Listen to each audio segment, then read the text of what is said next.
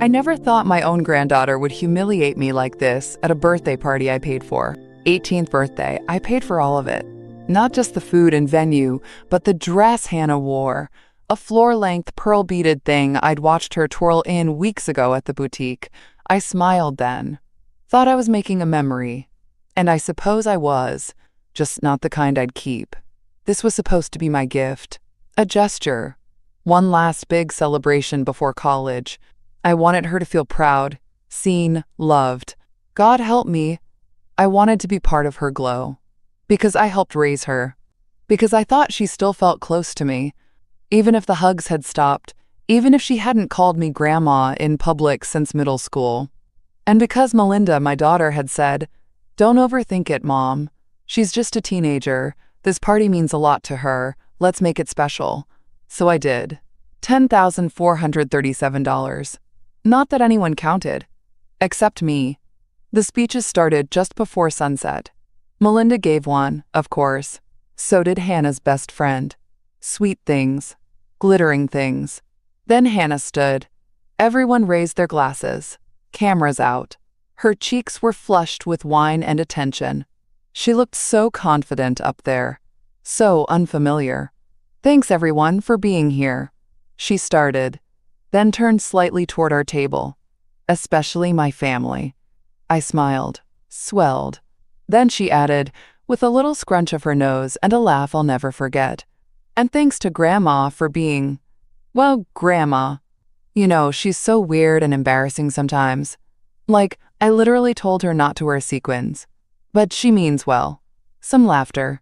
Then, "Anyway, she should probably go soon, before she says something cringy." More laughter. Real this time. Loud. I felt it like a slap. Champagne glass trembling in my hand. They laughed. At me. And Melinda? She smiled. Not big. Not shocked. Just tight-lipped. Like it was nothing. Like it was fine. Like I was fine. But I wasn't. I should have left right then. But I didn't. I stood there frozen, watching Hannah toss her hair and clink glasses with her friends like I was part of the background noise. A prop. I looked toward Melinda, my daughter, her mother. She was smirking, whispering something to one of the other moms. She didn't even look at me. That's when I knew. This wasn't just teenage cruelty. This wasn't hormones or a bad mood or nerves. This was learned. I'd spent 18 years believing I was helping. That all the little sacrifices, the canceled cruises, the babysitting, the checks, were building something. A legacy. A bond. Turns out I was building a stage. And today, they used it to humiliate me. No one tried to stop it. No one came to my side. Not one of them said, "That's your grandmother, Hannah. Show some respect." And so I did what she asked. I left. I slipped out the side gate, my heels crunching over gravel, past the cars I'd paid to valet. I didn't make a scene. I didn't cause a stir. I just walked. In my purse was a small black velvet box. I'd planned to give it to Hannah after the toast. A diamond heirloom ring from my mother. One of the few things I'd kept hidden, even from Melinda, tucked away for when Hannah was grown.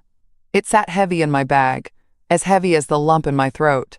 By the time I reached my car, my tears hadn't fallen. Not yet. I just sat in the driver's seat, staring at the vineyard in my rearview mirror, all lit up, all glowing, as if I didn't exist. But I did exist. I was the reason any of it existed. And in that moment, something cold and clear moved through me. The kind of clarity that only comes when everything you thought was love vanishes. And then, through the open window, I heard her voice. Melinda's. God, Mom always needs attention. Let's just enjoy the night. It hit me harder than Hannah's insult. The tone in her voice, bored, dismissive, practiced, that was the knife, a deep one. And she didn't even know I was still parked nearby. Always needs attention. I had stood there, silent, while her daughter humiliated me. And still, I was the burden? That comment, it rewrote the past, all of it, every moment I'd mistaken as closeness. Every time I dropped everything to help. Every check, every stitched hemline. Every last-minute drive across town when Hannah had a fever and Melinda had an important meeting. They hadn't seen me as generous. They'd seen me as needy. I looked at my reflection in the rearview mirror. I didn't see an old woman. I saw a woman who had been trained to doubt herself. Slowly, quietly, with sugar-coated daggers. Not anymore. That night I sat in my kitchen, shoes still on, dress unzipped halfway, the ring box on the table in front of me like a quiet dare. The house was dark except for the soft under-cabinet lights Richard installed years ago. Said it made the place feel warm. It didn't feel warm anymore. It felt like a place I'd emptied myself into for other people. I stared at the ring, and my mind drifted back to a different version of Hannah. She was 7. Chocolate on her face. We'd spent the afternoon baking thumbprint cookies, the kind Melinda always hated because they left too many crumbs. Hannah wore my apron that dragged down to her ankles, and she twirled like it was a princess gown. I still remember how she climbed up onto the stool beside me and whispered, "I wish I could live with you forever, Grandma. Mommy's always tired, but you make time." That memory hurt more than last night, because she had loved me. Once. And I had poured everything into keeping that love safe. Every story, before bedtime. Every note, tucked in her lunchbox when she stayed over. Every night I sat on the edge of her bed, rubbing her back while she fell asleep. Melinda was busy then, building her career, building her independence, or at least that's what she called it. I called it mothering her daughter while she chased her own life. But I never resented it. Not once. I canceled vacations. I postponed retirement trips. I gave up the Alaskan cruise Richard and I had planned. Even after he died, I told myself it was okay, that helping Melinda raise Hannah was meaningful. Now I wonder if that was the start of it. When I made it too easy, Melinda would call it partnership, but what it really was dependence, dressed up in flattery. I remember when she first asked for help watching Hannah full-time after preschool, just until she got the promotion.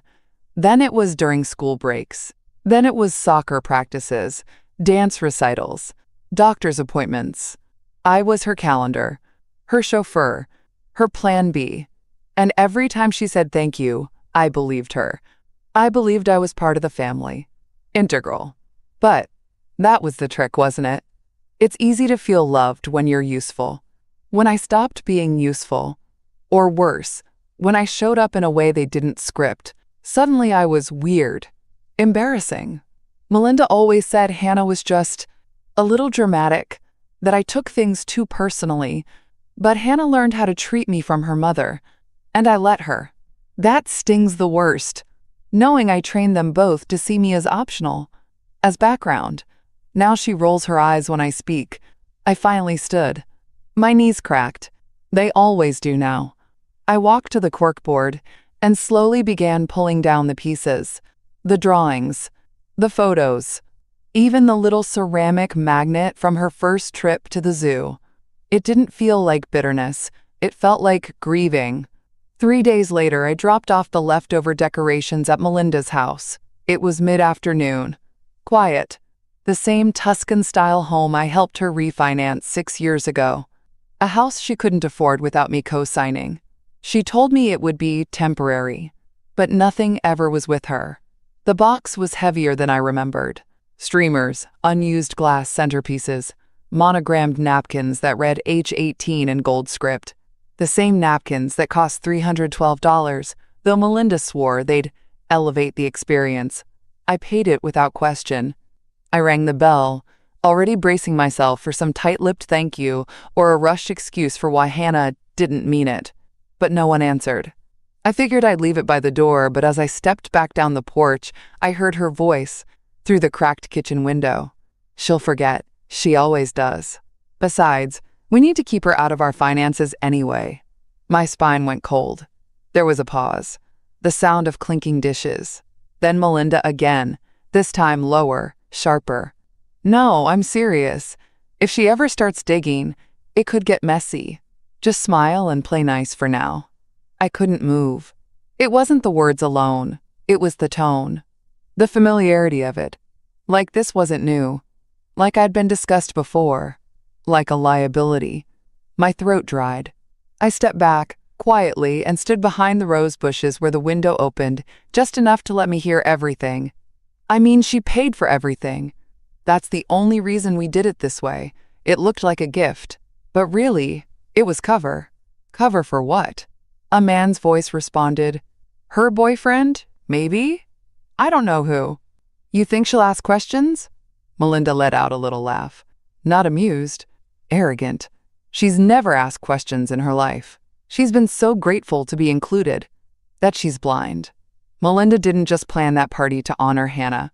She planned it to justify the spending, to funnel expenses, to put on a show with my money, a production designed to look like love, and built entirely on the assumption that I'd never notice, never question, never dig.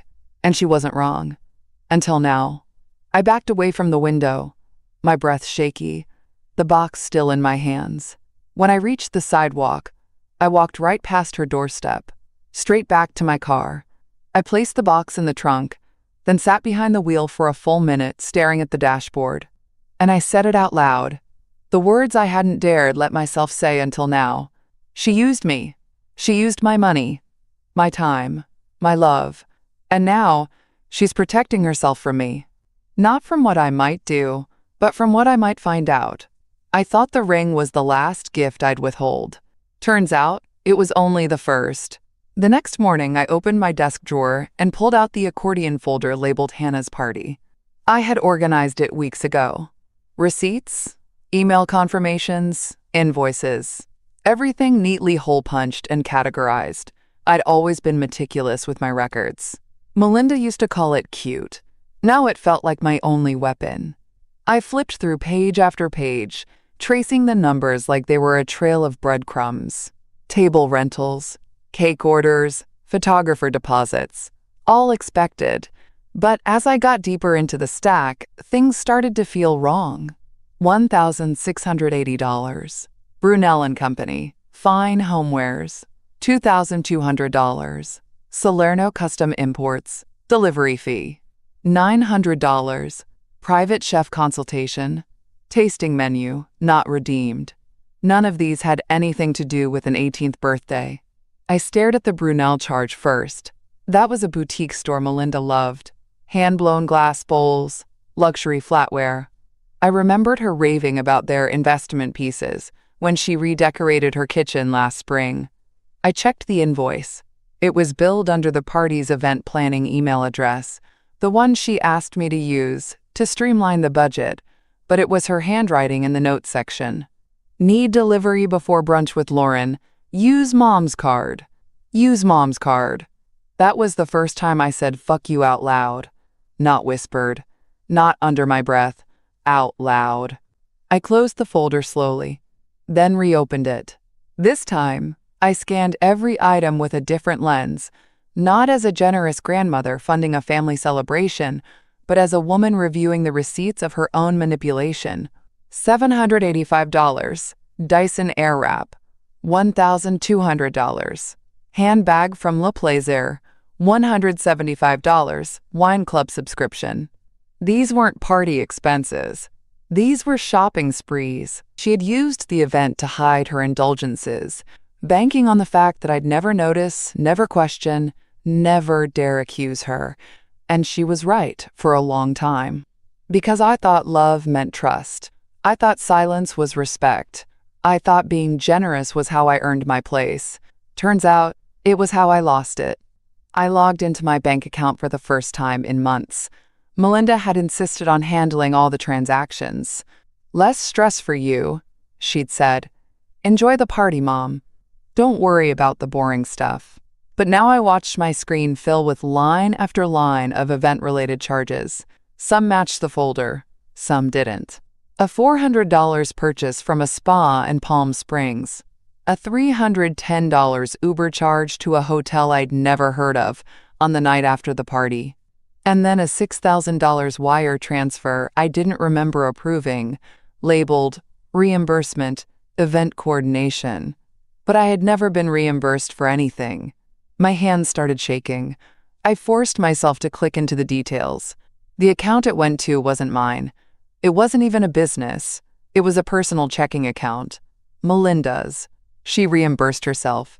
From my savings. For what? For pretending to celebrate me while stealing behind my back? I sat there for a long time. I didn't cry. I didn't rage. I just felt hollow. Because the truth is, I knew something was off. I'd known it for years, but I chose to ignore it. Chose to believe that one day, if I just kept being generous enough, loving enough, patient enough, they'd finally love me back in the way I needed.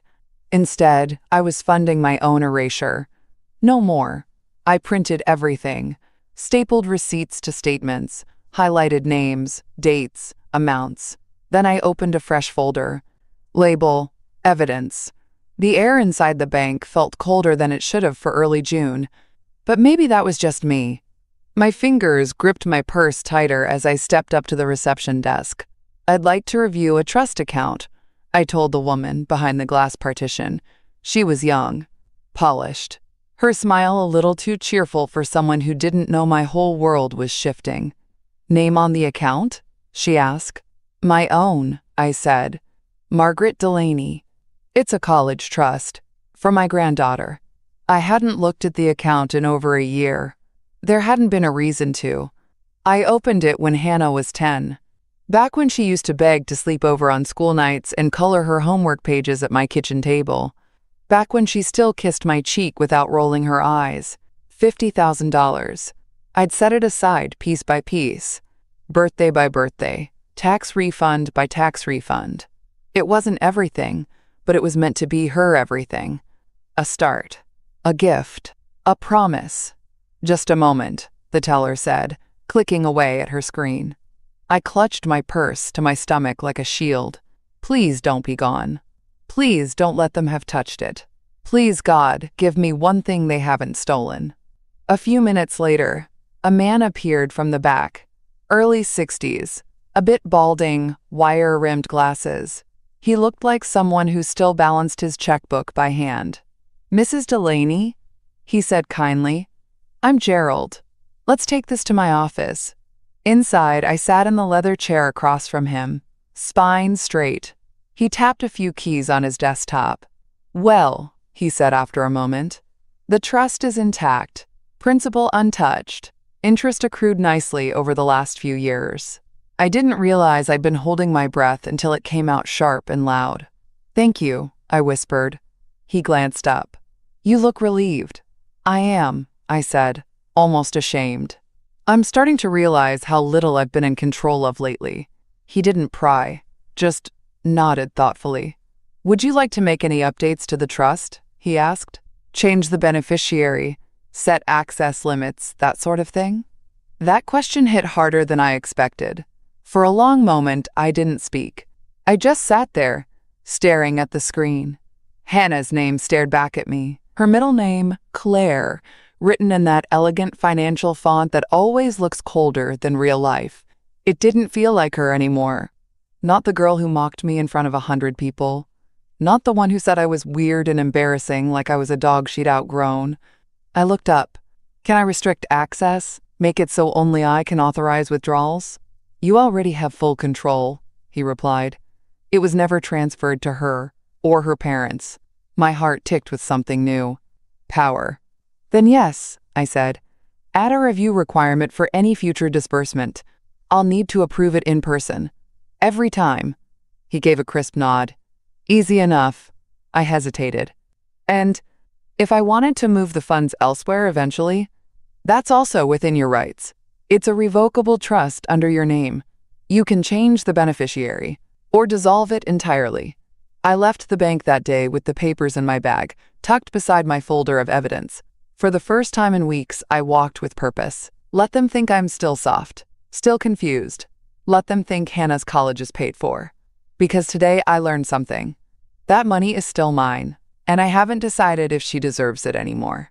I booked an appointment with Daniel, my financial advisor, the very next morning. He'd been managing my retirement account since Richard passed.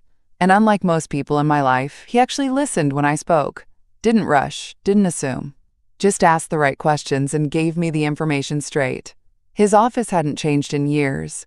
Same burgundy leather chairs. Same framed photo of him and his golden retriever hiking through some forest I could never remember the name of. I always liked that dog more than I liked his wife. He smiled when I entered. Mrs. Delaney. It's been too long. I'm afraid this isn't a friendly check-in, Daniel. His smile faded. Understood. I handed him a page I'd printed from my bank's website, the trust account summary. My fingers shook slightly as I slid it across the desk. I need to know, I said quietly, if anyone has tried to access this account, or anything else. Any changes, inquiries, attempts. He frowned, pulled the document closer, and began tapping into his system. The only sound in the room was the soft ticking of the antique wall clock and the quiet clicks of his keyboard. Ah, he said after a moment. There is something. A flagged attempt from last September. My stomach dropped. Someone attempted to authorize access using a power of attorney. I didn't breathe. Who? He turned the screen toward me. There it was, in black and white. Melinda J. Carver, claiming durable power of attorney. Attempted access, September 12th. Denied. Reason. Documentation incomplete. She said you were ill, Daniel added gently. Unfit to manage accounts, that it was urgent. I stared at the screen. My jaw tightened so hard it hurt. She was trying to get the money before Hannah even turned 18. Before the party. Before the insult. This wasn't recent. This had been in motion for almost a year. She's building something, I muttered half to myself. A case. A trap. Daniel nodded slowly. It's not uncommon, sadly. When large sums are involved, people sometimes start posturing. Posturing? I snapped. She was trying to steal. Let's call it what it is. He didn't argue. I want copies of all these attempts, I continued. Every flag, every note. I want them printed and emailed. Today. He clicked a few more times. Of course. And one more thing, I added, leaning in. Can you lock every single account of mine to require in-person ID verification? No proxies. No powers of attorney. Not even a whisper of access unless I'm the one standing here. Daniel hesitated.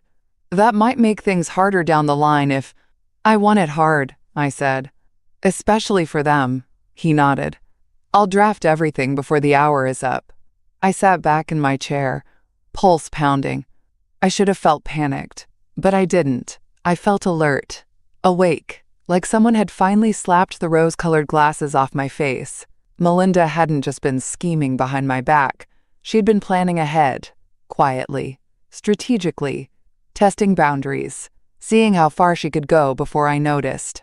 Well, I noticed now, and she wasn't going to like what came next. As I left the office, I paused in the doorway, turned back to Daniel. One more thing, I said. Is there a way to trace who advised her? If she used a lawyer or filed anything with the court? He met my eyes. You thinking guardianship? I nodded. My voice dropped to a whisper. It was almost midnight when I found the email. I hadn't been able to sleep. Again.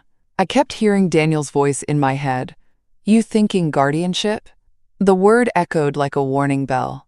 A threat cloaked in bureaucracy. So I powered up my old laptop, the one I hadn't touched since Melinda first insisted I meet with that estate attorney, Todd Evers. Said he was a family guy, helping other widows manage transitions. She scheduled the meeting, drove me there, smiled as she handed me the intake forms already half filled out. At the time, I was still reeling from Richard's death. Tired, foggy, grateful for the help. I didn't ask many questions, but technically, legally, he was my attorney, which meant the emails he exchanged about me still sat in my client portal. I dug through my file drawer, hands shaking, pulled out the dusty envelope marked Estate Legal. Passwords. Sure enough, there it was.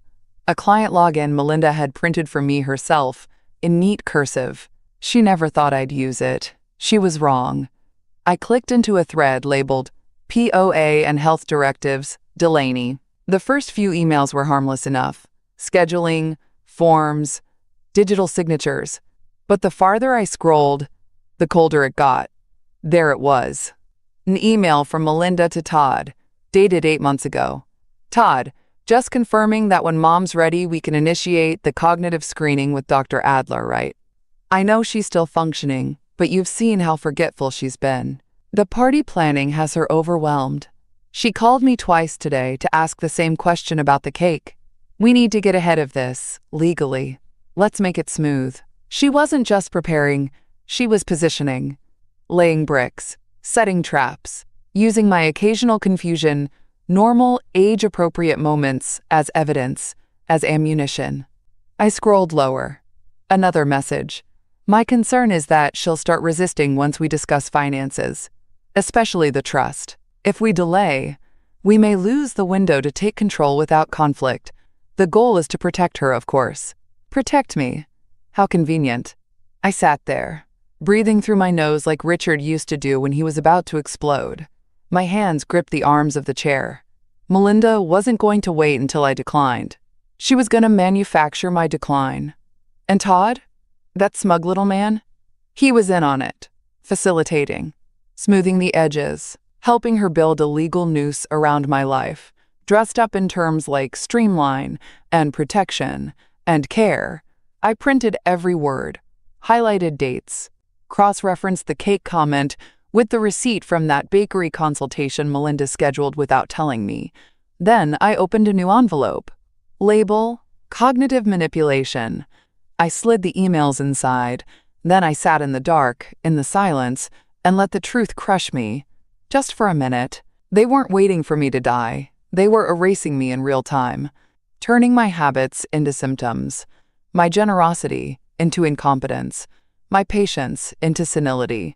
And once they rewrote the narrative enough times, they'd hand it to a judge and say, "See? She can't even protect herself. They were wrong." I called Joanne the next morning. A retired paralegal. No preamble, no pleasantries. Just, "Can you come over?" She didn't ask why. That's how 50-year friendships work. She arrived 20 minutes later, still in her gardening gloves, a pair of shears sticking out of her coat pocket. "You sounded like hell," she said as she stepped through the front door. "What's going on?" I didn't answer. I just handed her the folder. She sat down at the kitchen table without a word and began reading.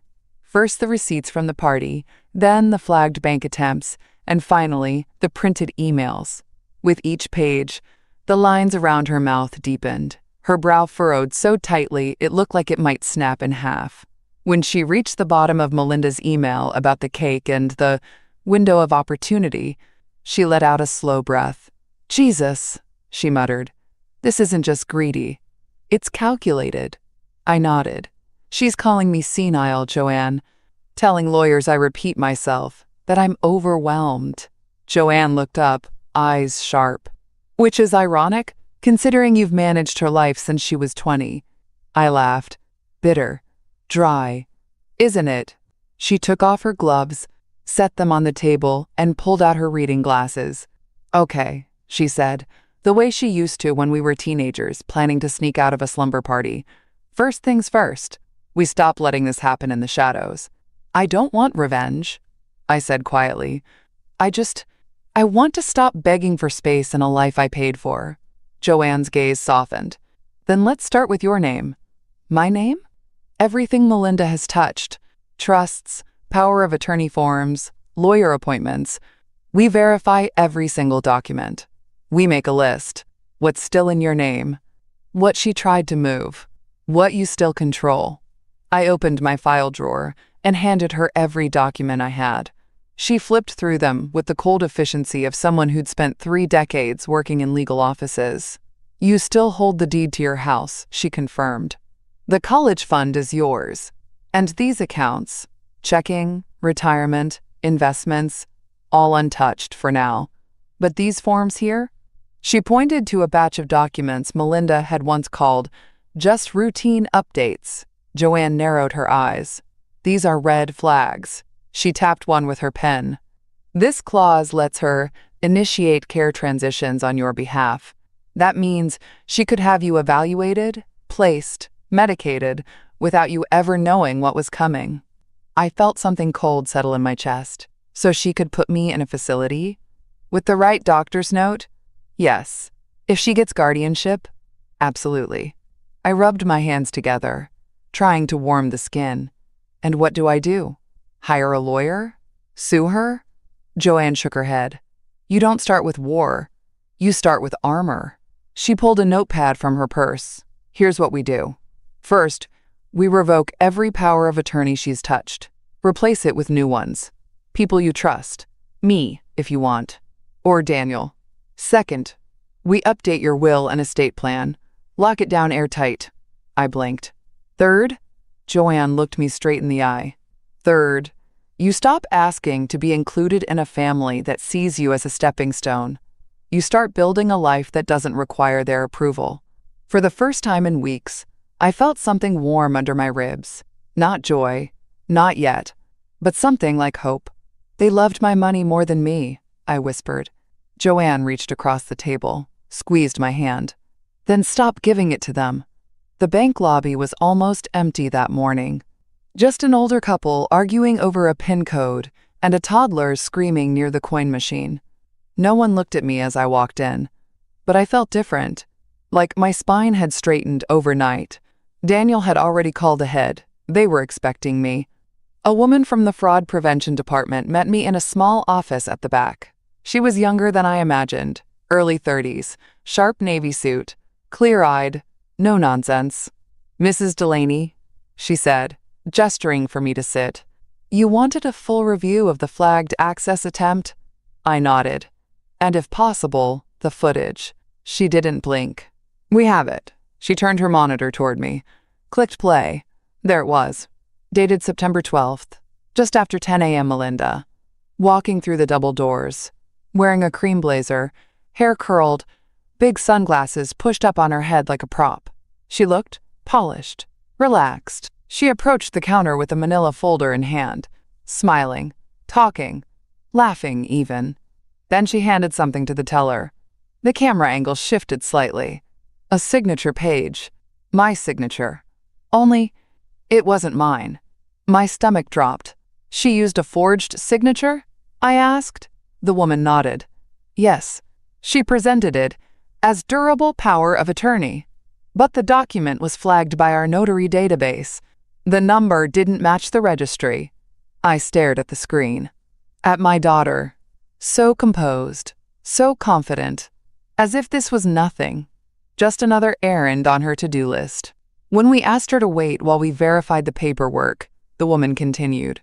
She said she had a, quote, an urgent medical reason for needing access to your trust. My voice came out dry. What medical reason? She claimed you'd suffered a cognitive event, that you were in early stages of dementia. I felt cold all over.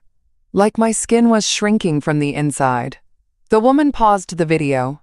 She left when we wouldn't process it without contacting you directly. Did she ever try again? Not in person, she said. But a lawyer did follow up by phone, citing emergency fiduciary oversight. We denied the request. I took a shaky breath. And you documented all of this? She slid a thick printout across the desk. Every interaction. Every flag, every file, it's all here. I picked it up. My name in bold at the top. My trust. My account. My daughter trying to become me. A forgery. A lie. A performance. Designed to activate control. She hadn't been waiting to take over after I died. She was preparing to replace me while I still breathed. You have security footage, I said. You have record of a forged legal document. Yes, ma'am. She said gently. This is attempted financial fraud. If you'd like, we can help connect you with law enforcement. I sat still. Quiet. Not scared. Not anymore. Just done. No, I said. Not yet. I want to do something first. She nodded, as if she understood. I slipped the folder into my bag. I thanked her. And I walked out of that bank with more than evidence. Joanne brought over pastries that morning. Almond croissants, and the look of someone who was ready to raise hell in church if I asked her to. We sat at the dining room table, same one Richard refinished before he got sick, same one where I once helped Hannah with science fair posters, cutting out paper stars late into the night. Now the surface was covered in folders. bank records, emails, notarized revocations. A printed still from the bank's security footage, Melinda's smiling face frozen in grayscale. Joanne pushed her coffee aside. "It's time." I nodded. "Call Dalton." Dalton was my estate attorney. He drafted my original will. A kind man, slightly pompous but competent, and up until now, utterly unaware that my family had turned into predators with baby photos on the walls. When we entered his office later that afternoon, he greeted us like old friends. But that changed fast. "Olivia," he said, carefully, folding his hands. "This is quite a pile you've brought me." "Start with the bank footage," I told him. Then the emails. Then the power of attorney documents she tried to bury under holiday greetings and birthday cards. He read quietly, occasionally muttering under his breath. By the time he reached Melinda's email about, quote, taking initiative before resistance, he sat back in his chair, jaw tight. "This isn't just unethical," he said. "This is legally actionable." "I'm not suing," I said. "Yet." Joanne arched an eyebrow at me but said nothing. "I don't want to win in court. I want to win in my life. I want it all back. My power, my plans, my peace." Dalton nodded. "Then here's what we do." For the next 2 hours, he laid it out. Step 1, revoke all powers of attorney, effective immediately. Melinda would be notified in writing, but not before the locks were changed and account access frozen. Step 2, update the will. Hannah and Melinda, removed as beneficiaries. Assets restructured under a new trust. This one irrevocable and designed for a new purpose. He slid a blank form across the desk. "Name of the new trust?" he asked. I didn't hesitate. "The Clare Fund," I said softly. "After my mother. She used to say that education should never depend on obedience." Dalton smiled. "And who is the fund for?" "Girls," I said. "Girls with nothing but potential, and no one who believes in them. Let's make sure the money goes where it'll be earned, not inherited." He nodded. "And the house?" "Put it in the trust," I said. "Let them try to sell it now." Step 3, plan my exit. Before they could even process what I'd done, I'd be gone. I already had the plane ticket printed. A modest 1-bedroom rental overlooking a lake in Vermont. Quiet, remote, but near a library and a local college I might volunteer at. A fresh place where no one had ever seen me cry at a birthday party. Joanne offered to drive me to the airport herself. "I'm not running," I told her. "I'm not hiding. I'm just stepping out of a story that was never written with me in mind." She hugged me, hard. That night, as I packed my suitcase, I stared at the velvet ring box one last time. I didn't cry. I just placed it inside a new envelope. Not addressed to Hannah. Not this time. "To the Clare Fund" was all it said. A family heirloom for girls who might actually treasure it. Let Melinda call me dramatic. Let Hannah call me weird. From now on, they can call me gone. I picked a little cafe on the edge of town. Not the trendy one Hannah liked, with fake greenery and $9 iced lattes. No, this place had chipped ceramic mugs, waitresses who called you on, and coffee that burned just the right amount going down. I booked the table for 3. Melinda confirmed almost instantly. "We'd love to see you, Mom. I'm glad you're feeling better." Better. As if I'd had the flu. Or a spell. Not an awakening. Hannah didn't reply, but I knew she'd come. She couldn't resist a free brunch, especially when she still believed there was a check coming at the end. I arrived early, placed 2 plain white envelopes on the table, one in front of each of their seats. No bows, no seals, just names written in my own steady handwriting. Melinda arrived first, in full costume, hair blown out, lips glossed, fake warmth in her voice. "Mom," she said, leaning in like I hadn't caught her on surveillance footage last week. Hannah followed a few minutes later, scrolling her phone as she sat down. Didn't even say hello. They both saw the envelopes, but I made them wait. I ordered coffee. We talked about nothing. Or rather, they did. Melinda chirped about work. Hannah complained about finals. I nodded, smiled when appropriate. It was like watching people audition for a show that had already been canceled. Finally, I cleared my throat. I have something to say. Melinda stiffened. Hannah rolled her eyes. I invited you both here, I began, not to mend anything, but to make something clear. I slid the envelopes toward them. These are not gifts, I said. They're explanations. Melinda opened hers first. Her smile froze as she read the first line. Effective immediately. All legal designations previously granted to you, including power of attorney, have been revoked. Her eyes darted across the page, reading faster now. Her breathing shallowed. What is this? She asked, voice tight. You know exactly what it is, I said. And it's notarized. Hannah opened hers, slower, less interested, until she saw the second page. The college trust has been dissolved. The funds have been reassigned to a new scholarship initiative. Her head snapped up. What the hell, Grandma? I leaned back in my chair. Calm, clear. You said I was weird and embarrassing, that I should leave. So I did. And I took everything I ever gave you with me. Hannah gaped. You're punishing me because of a joke? No, I said. I'm finally responding to a lifetime of being used. The party just happened to be the final straw. Melinda tried to jump in. Mom, this is crazy. You're acting like I'm acting like a woman who finally stopped being your doormat, I cut in. You tried to impersonate me at a bank, Melinda. I have the footage. You called me senile in an email to a lawyer. I have that too. Her mouth opened, but nothing came out. You built your lives on the belief I'd never stand up, that I'd just keep handing things over, afraid to be alone. I leaned forward, voice low. Well, I'm not afraid anymore. They stared at me like strangers, and that's when I realized they always were. I stood. My flight leaves tomorrow. Vermont. Small town. Lakefront. No forwarding address. Hannah looked stunned. Melinda looked pale. I dropped some cash on the table. Not for them. For the waitress. Goodbye, I said. And I walked out. The calls started that night. First it was 1. Then 5. Then 23. All from Melinda. I watched the phone light up over and over again from the hotel room bed. Didn't answer a single one. Not because I was afraid of what she'd say. Because I already knew. The voicemails told the story. It was like watching someone shift through all 5 stages of grief in real time, except they skipped over acceptance entirely. The first message was all sugar. Mom, hey, just wondering if you want to talk this through. I'm sure we can fix this. The second had more edge. I don't know what you think you're doing, but this isn't okay.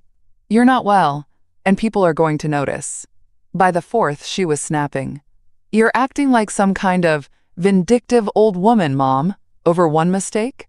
After everything I've done for you? That one made me laugh, but not a joyful laugh.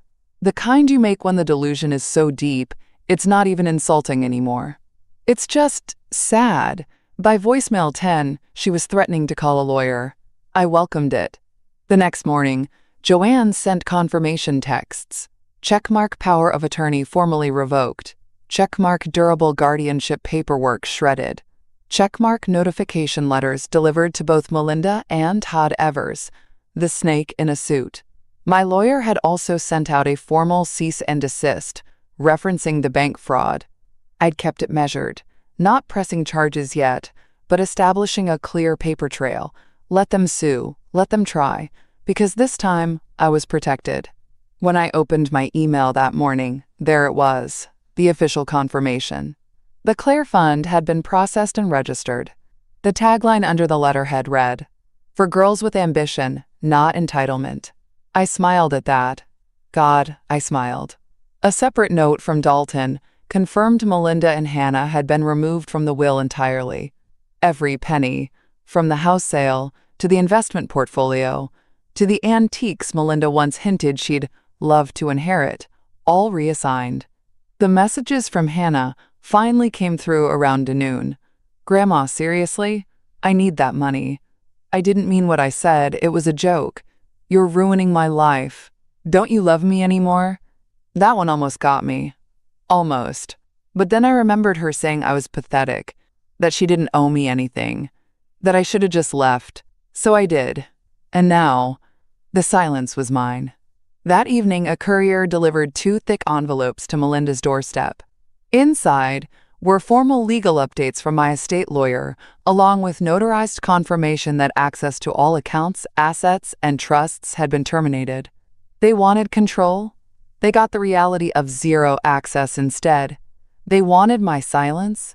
They got my absence. No more checkbook. No more grandmother on demand. No more emotional safety net sewn together by guilt and gratitude. Melinda called again at midnight. I watched the screen light up in my quiet hotel room, Vermont-bound suitcase already zipped. This time, I blocked her. Not out of spite, out of peace. There was nothing